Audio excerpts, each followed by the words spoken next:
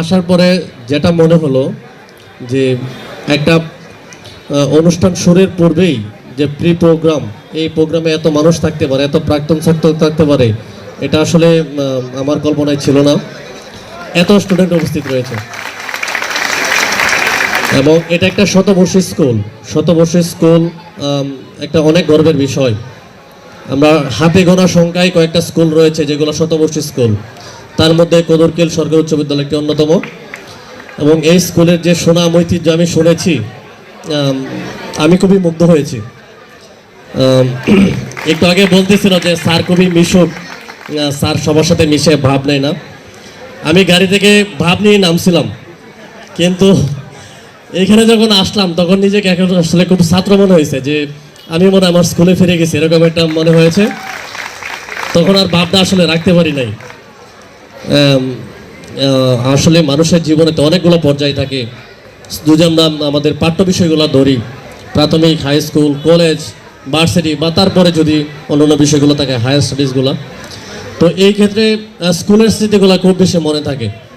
আমার যে স্কুল ছিল, ওই স্কুল ছিল হিরণপুর উচ্চ বিদ্যালয়। আমার প্রথম দিন থেকে শেষ দিন পর্যন্ত আমার স্মৃতিগুলো মনে আছে। আমি প্রথম দিন যেদিন স্কুলে গিয়েছিলাম ক্লাস 6-এ, অনেক দিন পরে স্কুলে গিয়েছিলাম। যাওয়ার পরে আমার স্যার প্রথম বললেন, ওনার নাম ছিল বাদশা মিয়া। স্যার বললেন, তুই এতদিন পরে কেন আসছিস? আমি একটু স্কুল থেকে দূরে থাকার চেষ্টা করতাম শুরুর দিকে, প্রথম দিনই নীল ডাউন।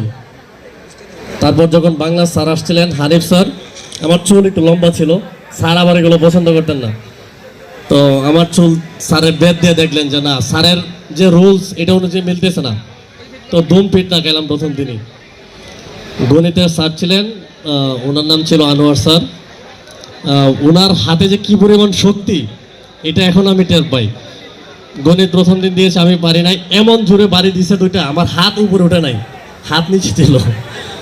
আসলে স্কুলের, এটা আমি কেন বললাম, সেই কতদিন আগে স্কুলে পড়েছি, আজও আমার স্মৃতিগুলো মনে আছে। এবং আপনারা এখানে আছেন, সেই পুরাতন, আমি শুনলাম যে 96 ব্যাচ থেকেও এখানে খেলবেন। তাদেরকে দেখার খুব ইচ্ছা ছিল যে তাদের ফিটনেস এখনও কেমন আছে, যে তারা কিভাবে খেলবেন। এটা স্কুলের যে স্মৃতিগুলো, আপনি ভার্সিটিতে ডাকলে আপনি যাবেন না, কলেজে আপনি যাবেন না, কিন্তু স্কুলগুলো এই স্মৃতিগুলো থাকে। আমি বসে বসে প্ল্যান করছিলাম যে কদরকিল উচ্চ বিদ্যালয় এত সুন্দর একটা প্রোগ্রাম করছে, আমি কি আমার স্কুলে করতে পারবো কিনা। এটা আমার দেখে এরকম মনে হয়েছে। একটা স্কুলে একই সাথে এখানে মনে হয় 96 ব্যাচ থেকে শুরু হয়েছে ফুটবলটা, আমি যেটা শুনলাম 96 থেকে এখন যদি আমরা 2020 পর্যন্ত ধরি, এতগুলা ব্যাচের সাথে কানেকশন রাখা বা যোগাযোগ করা, এটা একটা অনেক বড় বিষয়, বিশাল অ্যাচিভমেন্ট। আমি আপনাদের সেই অ্যাচিভমেন্টকে সাধুবাদ জানাচ্ছি। একই সাথে মনে মনে কপি করার চেষ্টা করতেছি যে আমি এটা আমার স্কুলে করতে পারবো কিনা। আপনাদের যে অংশগ্রহণ, আমি আসলে অভিভূত হয়ে গেছি।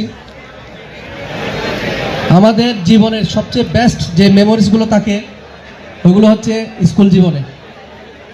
আমরা আসলে এখন ভুলতে বসেছি আমাদের স্কুল জীবনের মেমোরিজগুলো। আজকে আমি মনে করি আপনাদের সবার এই জায়গায় এসে একত্রিত হওয়াটা আমাদের মেমোরিজগুলোকে আবার রিমাইন্ড করে দিচ্ছে। আমরা শুধু খেলাধুলাই না, আমরা আমাদের যে এখন সবচেয়ে বড় যে আমাদের বাংলাদেশ আমরা ফেস করছি, সেটা হচ্ছে মাদক। এই মাদক সন্ত্রাসের বিরুদ্ধে আমাদেরকে রুখে দাঁড়াতে হবে।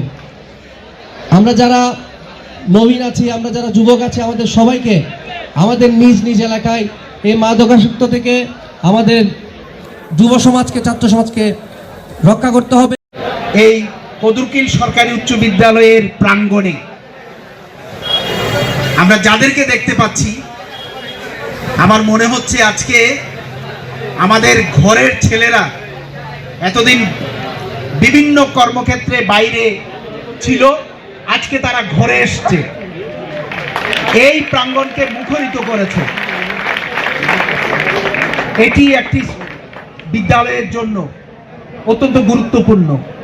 একটি ফুটবলকে কেন্দ্র করে তারা যে সংগঠিত হতে পেরেছে, এটি আমি মনে করি একটি বিদ্যালয়ের জন্য অনুকরণীয়।